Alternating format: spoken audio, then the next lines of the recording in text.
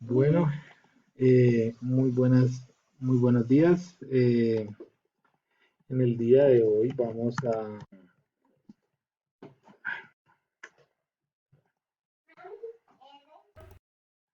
mm, bueno, muy buen día. El- este video es un video corto introductorio acerca de, de unos temas que ustedes empezaron a ver en la lectura de, de sistemas de autodiagnóstico o sistemas de OBD, OBD1, OBD2. Sí, o sea, los famosos escáneres, ¿cierto? Que nosotros podemos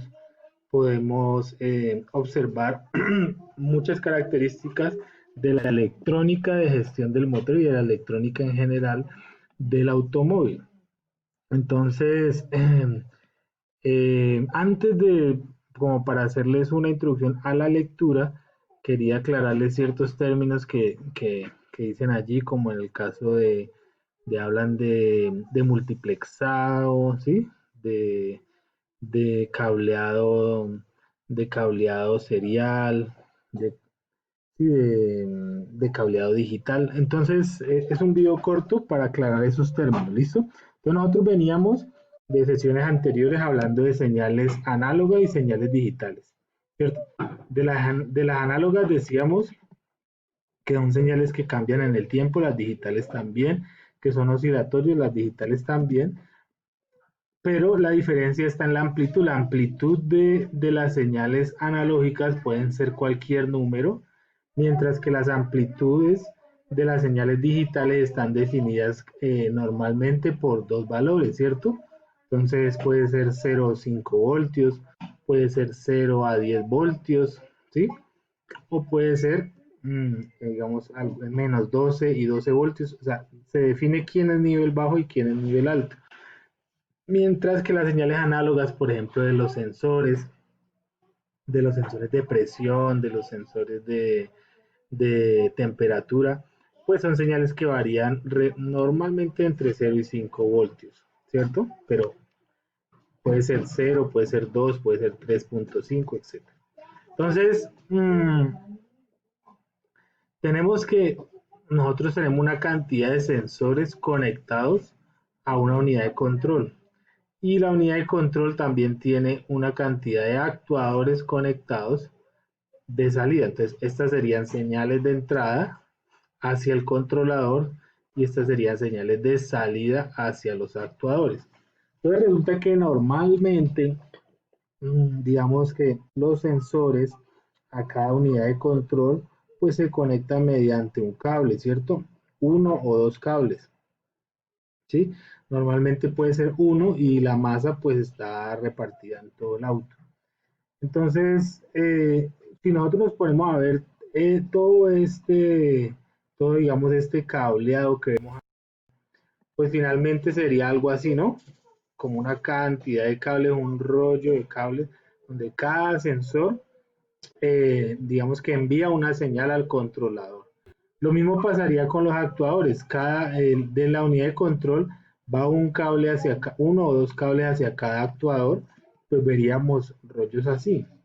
Entonces, este tipo de conexión, cuando la vemos así, que es una conexión donde cada sensor tiene una línea física hacia el controlador, ¿sí? O sea, que tiene una línea de cable hacia el controlador, las conocemos como conexiones análogas en paralelo, ¿sí? Entonces, ¿por qué? Porque cada sensor de estos emite una señal análoga, ¿cierto? Por ejemplo, entre 0 y 5 voltios. Entonces puede dar 0.5, puede dar 1, puede dar 2, ¿cierto? Esas son, ya las llamamos señales análogas. Pero acá un cablecito a este puerto de la unidad de control. Entonces, eso digamos que en cierta manera puede ser, digamos, puede venir en ciertos autos así, pero también cuando no solamente hay una sola unidad de control en el auto, ¿sí? Centralizada, sino que hoy en día ya encontramos varias, ¿sí? O sea, como que hay ciertos sistemas que tienen su propia unidad de control Hablemos de, por ejemplo, de un sistema de toda la parte electrónica del tablero, puede tener su propia unidad de control, ¿sí? El sistema de frenado puede tener su propia unidad de control. Entonces se empieza a complicar este cableado, ¿sí? Y por tal razón, los automóviles hacen uso de un concepto de la electrónica que se llama multiplexado, que tiene que ver mucho con definición de cuándo una comunicación es serial o cuándo es paralelo. ¿Listo? Entonces, les voy a hacer un ejemplo de la vida diaria, ¿cierto? ¿Qué es una conexión? ¿Qué es, por ejemplo, una conexión en paralelo? Entonces, veamos, por ejemplo, aquí Bancolombia, ¿sí? Entonces tiene, en este caso, 1, 2, 3, 4, 5, 6, 7 cubículos de atención. Y ustedes ven que hay una persona en cada cubículo. Por tal razón, este tipo de atención la llamamos atención múltiple, ¿cierto? Pueden atender 1, 2, 3, 4, 5, 6, 7 personas al mismo tiempo. Entonces, eso lo llamamos atención múltiple paralelo, ¿sí? ¿Cómo es la atención ahí? Todos los 7 personas las están atendiendo al tiempo, ¿cierto? Todos al tiempo. Entonces, obviamente, un sistema así de atención sería más rápido, ¿verdad? Porque puede atender de a 8 al tiempo. Pero también, además de ser más rápido, es más costoso, ¿sí? Es más costoso, ¿por qué? Porque tiene que mantener una nómina grande, ¿cierto? De 7 personas que atienden al mismo tiempo. Entonces, en contraste al sistema paralelo, existe la atención serial. Y la atención serial o secuencial. ¿Cómo es la atención serial o secuencial? Veámoslo acá en la gráfica. Hay una sola persona, es la que atiende y se atiende uno por uno a las personas, ¿cierto? Entonces, ¿qué pasa con eso? No es todos al tiempo, es uno por uno, ¿cierto? Uno al tiempo nomás, uno al tiempo. ¿Qué pasa con esto? Es más lento, sí, es más lento, pero, pero, pero lo más importante aquí es que es más económico. Entonces, este más lento se puede rebatir. ¿Por qué? Porque en una fila obviamente es más lento, pero cuando yo tengo un computador para atender, como en este caso que hemos hablado de la unidad de control eh, puede atender rapidísimo, o sea que ese más lento es debatible, ¿cierto? Porque ese más lento, cuando es una máquina la que atiende, ¿cierto? Puede ser tan rápido que no nos damos cuenta la diferencia entre paralelo y serial. Entonces, los sistemas seriales, al ser más económicos, son más utilizados, ¿sí? A pesar de que sea más lento. ¿Por qué? Porque los computadores son tan rápidos que en realidad no es mucha la diferencia entre el paralelo y el serial. Entonces, ¿cómo lo veríamos en un esquema? Mire, una transferencia de datos en paralelo serían así. Entonces, tenemos que entregar paquetes de 1, 2, 3, 4, 5, 6, 7, 8 datos, ¿cierto? Entonces se entregan todos al tiempo, todos al tiempo, todos al tiempo. En cambio, la transferencia en serie es como ustedes pueden ver aquí, como si fuera un cuello de botella, donde cada paquete de 8 pues se va separando uno por uno. Entonces primero pasa uno, luego el otro, luego el otro, luego el otro, luego el otro. Cuando terminen los 8 ya enviaremos un paquete. ¿Cómo se vería eso en un plano? ¿Sí? En un plano electrónico. Entonces se ve que el que envía, ¿cierto? Tiene una línea, un cable físico entre el emisor y el receptor, ¿verdad? Entonces, eso le decía, es más rápido, pero es más costoso. Mientras que un sistema serial solamente transmite a través de una línea y su referencia, o sea, prácticamente dos líneas. ¿Y qué es lo que hace? Envía esta misma palabra que ustedes ven aquí, que dice 11000110, la envía pero uno por uno. Entonces 11000110, ¿cierto? Entonces lo envía uno al tiempo. Entonces, ¿qué es lo importante? Que este que envía debe enviar la información de esta forma y el que recibe debe entender la información de esta forma. Por tanto, este que envía y este receptor deben ser electrónicos, deben tener un microcontrolador que sepa este lenguaje, ¿cierto? Entonces, simplemente quería hacer esta explicación de qué es serial y qué es paralelo. Y por esta razón, por el hecho de que este sistema serial es más económico, ¿sí? Y es más eficiente, por decirlo así, no gasta tanto cable, ¿verdad? Por lo tal razón también cabe en espacios más pequeños. Es preferible trabajar un solo cable de 2 líneas a un cable de 20, 30, 40, 50 líneas, ¿cierto? Entonces, eso es lo interesante de los sistemas seriales. Entonces, un sistema serial es lo que en los automóviles hoy se conoce como un bus. Y hay varios estándares de bus diferentes.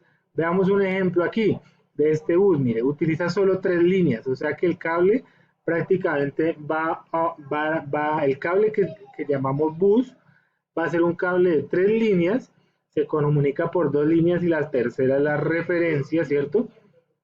Y lo que va a hacer es que comunica entre unidades de control. Entonces, por ejemplo, aquí tenemos una unidad de control que es para la palanca selectora de luces, radio, todo este tipo de cosas.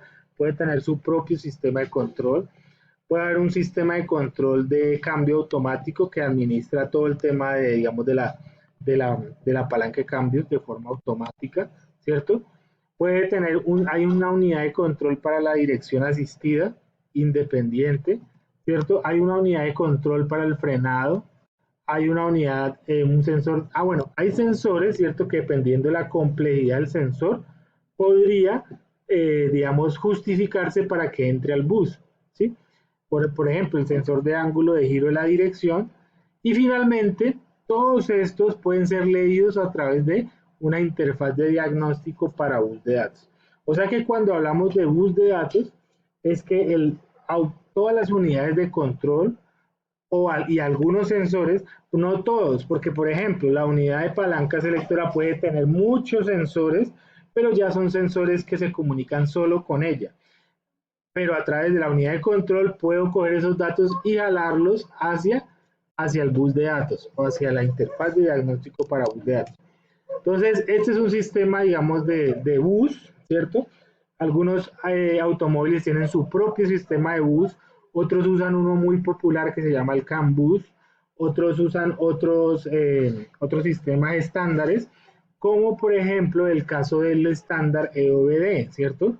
En el caso, también se conoce como OBD, pero pues en la lectura que yo les compartí hablan del EOBD, que es el estándar europeo, la es de europeo. Entonces, a pesar de que ustedes ven que un conector EOBD o EOBD tiene 16 pines, ¿sí? Cada pin, por ejemplo, tiene acá su definición. Y si nos ponemos a ver cuál es como tal el bus de datos, o sea, las 2 líneas que reparten hacia muchos sistemas y los que leemos en la interfaz o el escáner, ¿cierto? En la línea K y L, que en este caso es la línea 7 y 15. Entonces, entre la línea 7 y 15 se puede leer el protocolo ISO 9141-2, el cual pues es un protocolo que muchos escáneres en el mundo van a poder leer, y a través de esas 2 líneas prácticamente, la 15 y la 7, van a leer todos los sensores y todas las unidades de control que tenga el automóvil. Se puede leer tanto en tiempo real, o sea, qué valor está cada sensor, como también se pueden leer las averías que se han producido o el histórico que se ha producido por algún problema. Entonces, por ejemplo, se produce un fallo en el sistema de ABS de los frenos, por ejemplo, el desgaste de frenos, y entonces esa avería se registra en la unidad de control y a través de esta línea las podemos leer, ¿sí? Entonces, de esta forma, digamos que el sistema OBD, pues, es un sistema que facilita muchísimo el diagnóstico. Entonces, ya después de esta explicación, pues tendrá más claridad para resolver las preguntas. De igual manera, las preguntas salen de la lectura y de alguno que otro video que les voy a compartir en este formulario, ¿listo? Entonces, eso es todo por el momento.